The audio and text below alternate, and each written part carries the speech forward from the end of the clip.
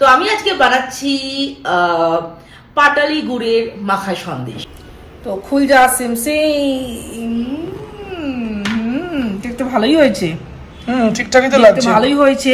আচ্ছা কনসিস্টেন্সিটা হ্যাঁ ঠিকই, সত্যি অনেক ভালো হয়েছে, ব্যাপক হয়েছে, একদম অরিজিনাল দোকানের মাখা সন্দেশ। আরে শাবাশ, তাহলে আজ থেকে আমি তাহলে বিজনেসটা স্টার্ট করি। বলো। Hello friends, welcome back to my channel. This is Amrita and you're watching my channel Amrita's Cute Moments. তো এখন ঘড়িতে বাজে সন্ধ্যে 6টা আর আমি চা হাতে নিয়ে তোমাদের সামনে চলে এসেছি। তো আজকে যে ব্লগটা আমি তোমাদের সামনে আনছি এটা হচ্ছে অ্যাবসলিউটলি এটা কুকিং ব্লগ। তো শীতকাল তো এখন প্রায় শেষের দিকে, কিন্তু আমাদের সবার বাড়িতে গুড় তারপরে হচ্ছে নানা রকম মোয়া মিষ্টিতে তো একদম ছড়াছড়ি। তো আমি ভাবলাম তোমাদের জন্য একটা নতুন একটা ডেজার্ট নিয়ে আসি, যেটা হচ্ছে এই উইন্টার সিজনে আমরা খুব ইজিলি তৈরি করতে পারি। তো যাকে সেটা কি তো এখন তোমাদেরকে বলেই দিই। তো আমি আজকে বানাচ্ছি পাটালি গুড়ের মাখা সন্দেশ। তো ওটার জন্য কি কি লাগবে চলো একবার আমরা ইনগ্রেডিয়েন্টসগুলো দেখে নিই। তো ইনগ্রেডিয়েন্টসে কি কি আছে তোমাদেরকে দেখিয়ে দিচ্ছি। তো এখানে ছানা, দেখো এখানে তোমরা ছানা তৈরি করতে পারো যেভাবে হয়, নয়তো আমি দোকান থেকে ছানা কিনে এনেছি। এখানে প্রায় 600 গ্রাম মতো ছানা আছে। আচ্ছা, এটা হচ্ছে পাটালি গুড়, যেগুলো মেন ইনগ্রেডিয়েন্টস এই রেসিপিটায়। আচ্ছা, এখানে আছে পাউডার মিল্ক, আছে ঘি, আর এটা হচ্ছে ক্রাশড পেস্তা, আর একটু নুন লাগবে। তো এই দিয়েই হচ্ছে আমাদের আজকে রান্না, খুবই সিম্পল ইনগ্রেডিয়েন্টস। তো এখন চলো আর কথা বলবো না, এবার সরাসরি চলে আসি রান্নায়। আচ্ছা, প্রথমে আমরা এখানে বলেছি যে প্রায় 600 গ্রাম মতো ছানা আছে। প্রথমে ছানাটাকে আমরা খুব ভালো করে মেখে নেব, একদম যতটা পারবে যেন এটা খুব স্মুথ হয় ওভাবে আমরা মেখে নেব।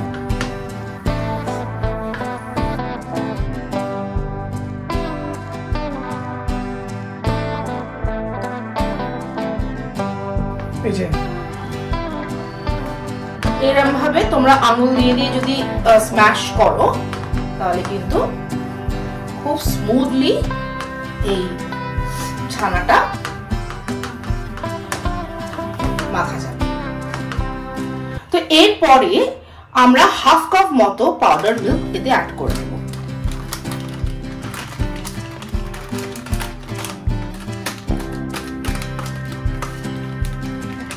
করে ভালো করে এই দুটোকে আমরা মিক্সড করব।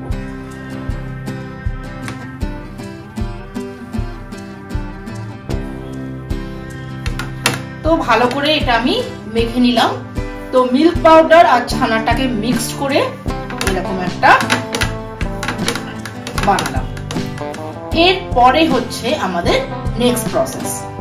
তো পার্ট 1 তোমাদেরকে দেখালাম। এবার এই রেসিপি আরেকটা মেইন পার্ট হচ্ছে আমরা এবার পাটালি গুড়ের কিভাবে আমরা এটা তৈরি করব। তো তার জন্য এখানে আমি 2 চামচ মতো 2 টেবিল স্পুন মতো আমরা ঘি দিয়ে দেব কড়াইতে।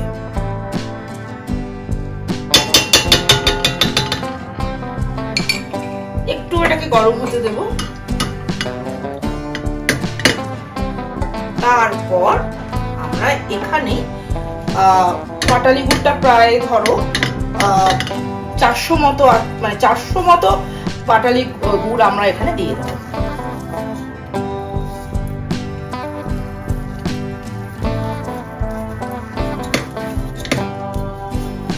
এটা আমি কলকাতা থেকে এনেছি, ব্যাঙ্গালোরেও পাওয়া যায়। তো এবার যেহেতু কলকাতায় গেছিলাম বলে কলকাতা থেকে এনেছি। তো এটা ধরো 500 মতো আমি দিচ্ছি, পুরোটাই দিয়ে দিলাম। 500 মতোই আছে মোস্ট প্রবাবলি মনে হয়।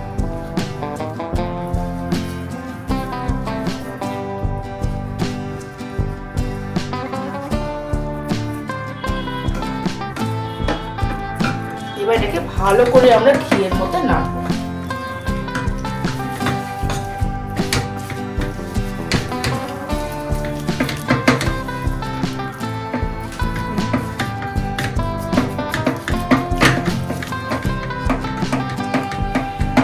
তোমরা খুব সুন্দর করে এটা গলে গেছে। এরপর আমরা এটার মধ্যে যে ছানা আর মিল্ক পাউডারের যে মিক্সচারটা আমরা দিই। আর একটা কথা মনে রাখবেন, এটা কিন্তু খুব একদম স্লো ফ্লেমে রান্নাটা হবে। তো আমরা প্রায় 10 মিনিট মতো, 10 থেকে 12 মিনিট মতো এটাকে নাড়বো, যতক্ষণ না এটা ঠিক হচ্ছে না, কনসিস্টেন্সিটা যেন খুব ঠিক হয়। তো আমরা এটা কিন্তু নাড়তেই থাকবো আমরা একদম লো ফ্লেমে 10 থেকে 12 মিনিট, যতক্ষণ না এটা এর থিকনেসটা হচ্ছে না। দেখছো, এটাকে আমি জাস্ট নাড়িয়ে যাচ্ছি, একদম ফ্লেমটা একদম লো ফ্লেম করে।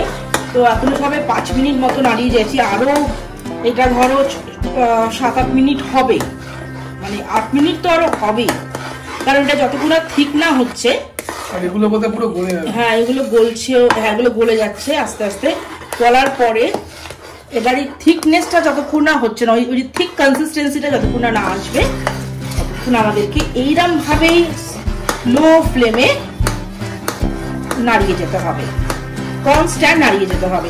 আমি একটু এই হাতাটা চেঞ্জ করলাম, ওই যেটা আগে ইউজ করছিলাম, কারণ অসুবিধা হচ্ছিল, ভীষণ হাতে লাগছিল, তাই আমরা এই খুন্তিটা নিলাম।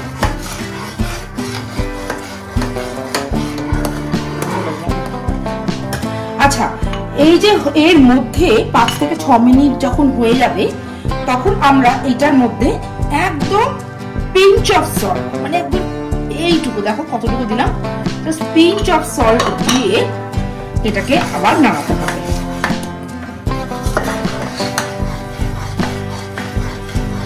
এরকম করে করে আমি নাড়িয়ে নাড়িয়ে কনসিস্টেন্সিটাকে ঠিক করে তোমাদের সামনে ফিরে আসছি। তো প্রায় 15 মিনিট লাগলো, তোমাদেরকে বলেছিলাম 10 থেকে 12 মিনিট, একদমই না, এটা আমার কিন্তু প্রায় 15 মিনিট মতো লেগেছে এই থিকনেসটা আনতে। এটা আমার মনে হয় ডিপেন্ডস আপন দ্য কোয়ান্টিটি। হ্যাঁ, এক্স্যাক্টলি।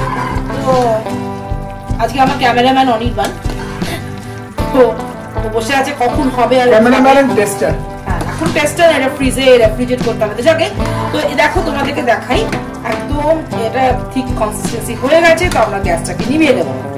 আচ্ছা, এরপরে যে সার্ভিং ডিশে আমরা এই বাটার পেপারটার উপর একটুখানি বাফিং দিয়ে একটু জাস্ট গ্রিস করে নেব।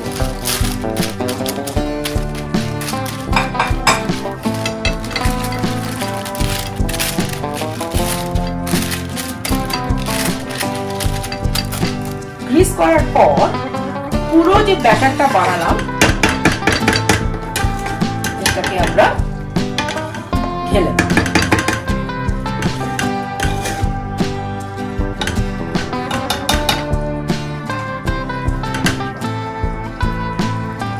এভাবে ঢেলে দেব।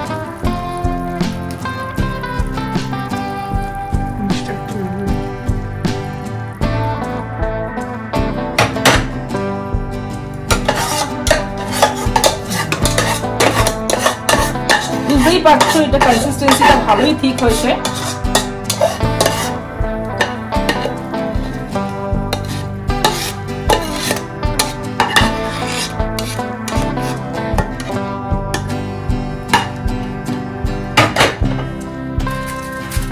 তো তোমরা দেখলে, এরপরে এর মধ্যে আমরা যেটা করবো, যে পেস্তার গুঁড়োটা করে রেখেছিলাম, এর মধ্যে আমরা ছড়িয়ে দেব।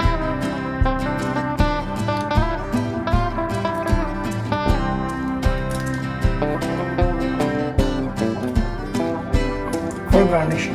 ইয়া, ইটস ফর গার্নিশিং। দেখতে কিন্তু ভালো হয়েছে না? আশা করি খেতেও ভালো হবে, কারণ গন্ধটা কিন্তু বেশ ভালোই বেরোচ্ছিল। তো যতটা পারবে দিয়ে দেবে, তাহলে টেস্টটা আর দিতে দরকার আছে। তো এবার যে গার্নিশিংটা করলাম, এবার গার্নিশিং করার পরে আমরা এটাকে এর কভারটা চাপা দিয়ে রেফ্রিজারেটরে রেখে দেবো ফর 40 to 1 hour। এটা ভালো করে 40 মিনিট থেকে 1 ঘন্টা মতো রাখবো। তারপরে এটা জমে গেলে এটাকে স্লাইস করে করেও আমরা সার্ভ করতে পারি, বা মাখা সন্দেশ হিসাবে একটু কেটে মানে যেভাবে লোকে মাখা সন্দেশটা সার্ভ দোকানে বিক্রি হয়, ওরা ভাবেও খেতে পারো, বা তোমরা ইচ্ছে করলে সন্দেশের শেপ করেও এটাকে সার্ভ করতে পারো। তো এখন আমি যেটা করব, এটাকে বন্ধ করে দিই। বন্ধ করে এই যে রেফ্রিজারেটরে দেখো আমি এটা দিয়ে দিচ্ছি। তো তোমাদের এখন 7টা বাজে। হ্যাঁ, তো তোমাদের সাথে দেখা হচ্ছে 40 মিনিট পরে। আমি দেখবো কি অবস্থা। তো তোমাদের সাথে দেখা হচ্ছে ঠিক 40 মিনিট বাদে ব্লগটা। তো 40 মিনিট মতো হলো। এবার ফ্রিজটা খুলে দেখি এটা কি অবস্থায় আছে।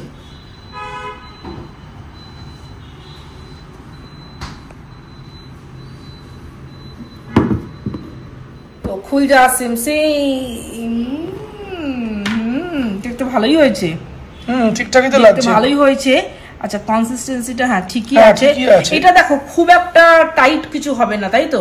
এটা একটু একটু নরম নরম কাঁচা গোল্লা টাইপ। হ্যাঁ, কাঁচা গোল্লা টাইপ, কারেক্ট। তো এবার যে যেভাবে করবে, কেউ যদি মনে করে যে আরেকটু কি বলবো সন্দেশের মতো টাইটনেসটা থাকবে, তাহলে আরো 10 মিনিট তোমরা ফ্রিজিং করতে পারো। বাট আমি এরকমই সার্ভ করব, মোটামুটি করে একটু কি বলবো যেরকম কাঁচা গোল্লা কাইন্ড অফ কনসিস্টেন্সির মতোই আমি সার্ভ করব এটা। তো এবার একটু অনির্বাণকে টেস্ট করাই, তো দেখি ও কি বলে।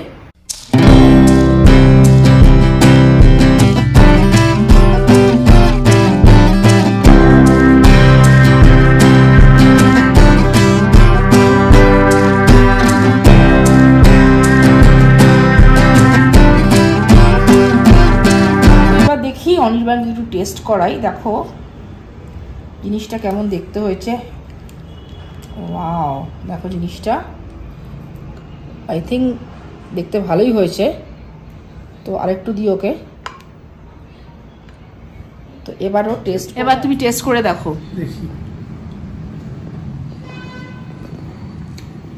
সত্যি অনেস্ট ভালো হয়েছে, ব্যাপক হয়েছে, একদম অরিজিনাল দোকানের মাখা সন্দেশ। আরে শাবাশ, তাহলে আজ থেকে আমি তাহলে বিজনেসটা স্টার্ট করি, বলো? হ্যাঁ, মাখা সন্দেশ বিজনেস আমি স্টার্ট করছি, ঠিক আছে?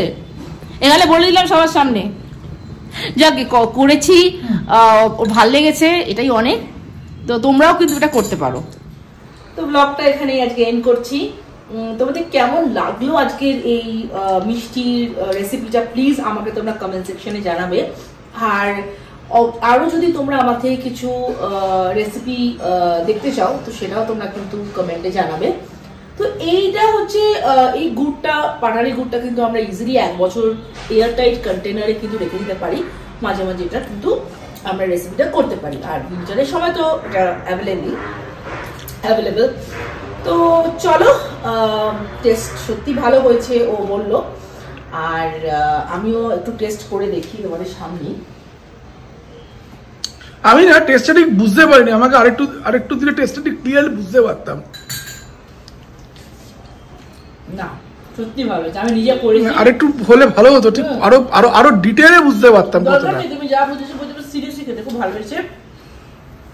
আর তোমার দেখতে যে মানে খুবই অল্প ইনগ্রেডিয়েন্টস দিয়ে কিন্তু আমরা এরকম একটা সুইট ডিশ বানাতেই পারি সহজেই।